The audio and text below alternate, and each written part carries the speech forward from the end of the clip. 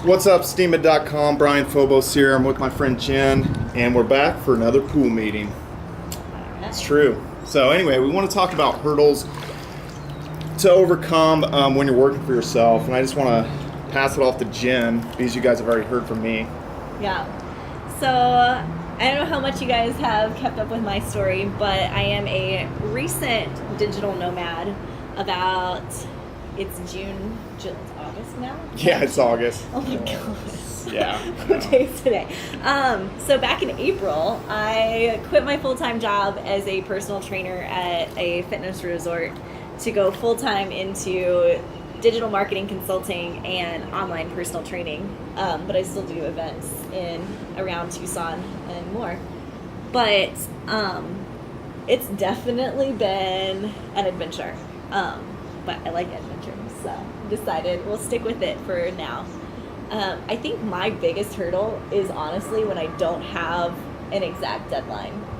Yeah. I'm like, oh yeah, all right, like this needs to get done. You know, as soon as it gets done, it'll probably like make some money. But I'm gonna go climbing today, so I am. I'll do it tonight, which turns into tomorrow morning, which turns into next week, and it's hard. Especially when it's go and be social or sit and stare at my computer at my kitchen table. And yeah, how about you? I mean, I feel the same way. If there's not a hard deadline, and I create checklists, and a lot of the stuff might not get checked. Well, I wouldn't say a lot. I would say like maybe 1/3 of the stuff doesn't get checked, and anytime I have to program or do any web development, it's gotten to where it's not fun to me, it's a chore. Mm-hmm. And so, I don't know, that's kind of the determining factor. It's just I put it off. I would rather just, go work out or go hiking or that kind of stuff. And a lot of times right now that doesn't directly pay me. Mm-hmm. So, maybe with Steemit it will. Help. But yeah, no, I think one of the I don't know, it's I think when you go to work every day, you're just going to get paid no matter what, and the likelihood that you're going to get fired is seemingly kind of low. Mm-hmm. Just because people's production, their work output is, I think, on average so low. I don't know, that's kind of bad to say. It depends on, it really depends on the job and the person and stuff like that. But I just think like in a corporate environment, people have a tendency to spend the first hour to an hour and a half trying to wake up. They're spending, maybe more time at lunch. There's these like kind of down times. I don't know. I don't feel like it's that productive. And I feel like you could condense an 8-hour workday really into four concentrated hours, but I don't know if it's possible to work 8 or 10 solid hours day after day, 7 days a week. It'd be like, imagine like working out for that long. You're just gonna get overtrained. That was my full-time job, teach group fitness for 8 hours a day. It was horrible, and I am overtrained. But yeah, so I think too, I've tried to do the whole like office hours thing, but I'm very much a morning person, which we've talked about. Yeah. So I love to wake up at 4, walk the dogs. I know, you just make a terrible face. Yeah.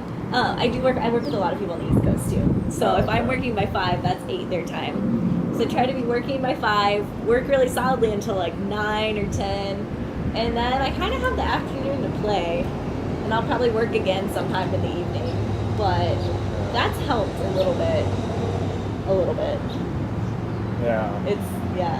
I think one of the things for me, I do have like kind of a deadline. The post office closes at 5, and if I'm doing order fulfillment for my resale business, if you guys have been tuning into my blog, you guys know I have like a resale business. So if I'm sending out orders, I have to get them to the post office before 5, but I hate it when I'm there around 5 because then I feel like I was kind of working a job. Like I was just, I was working a job for myself, but I always like to, I was telling you guys guys about this earlier. I'm more into like building a true business and building a brand versus just kind of like creating my own job that's completely 100% dependent of me.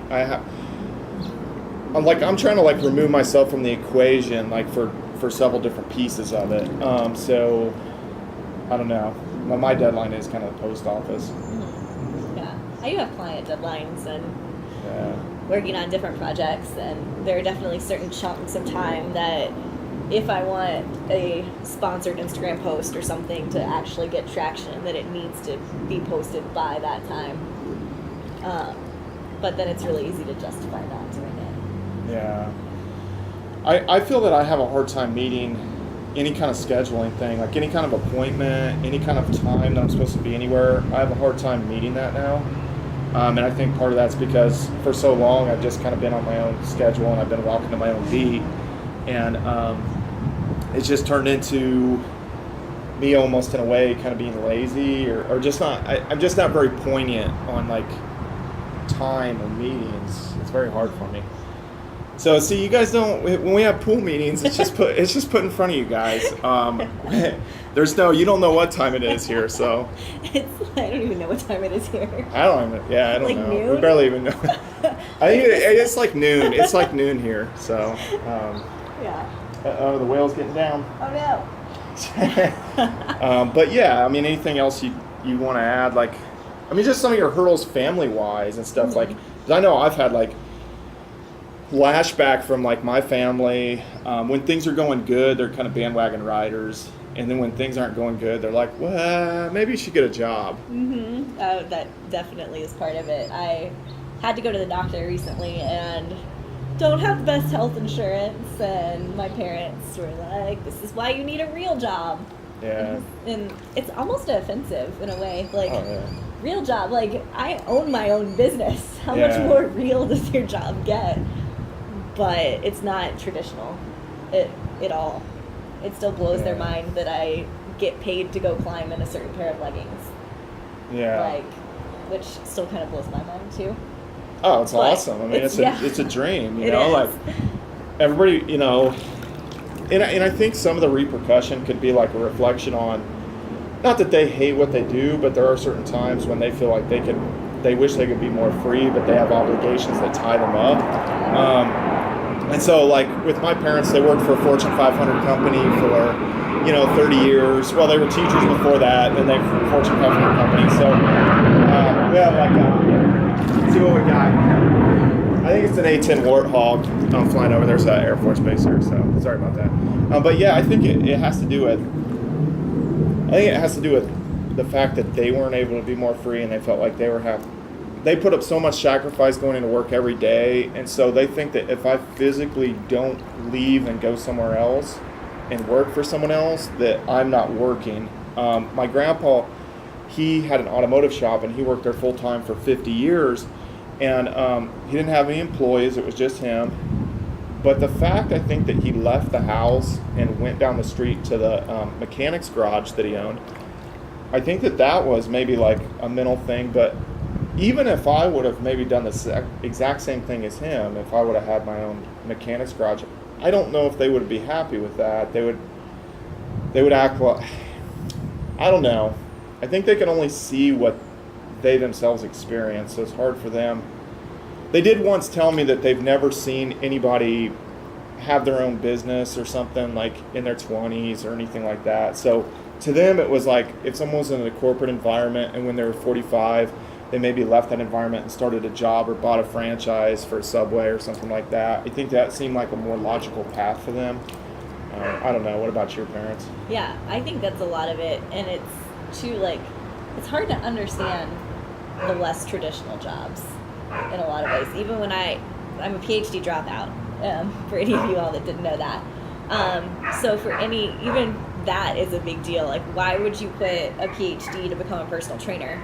And then from there quit a full-time job with benefits to train people in the park, and just kind of looking at that and not really getting it and how many different income streams that I have going on all at once, and that I can go on a week-long, month long road, but I'm working from a coffee shop at least every couple days. I'm camped out, making friends with the barista, and on my laptop, trying to get posts done, get things written, all of that. Yeah. And it's behind the scenes. Nobody sees that side of things. They just see, where on earth are you? And you're doing really cool things, which I am, but... Yeah.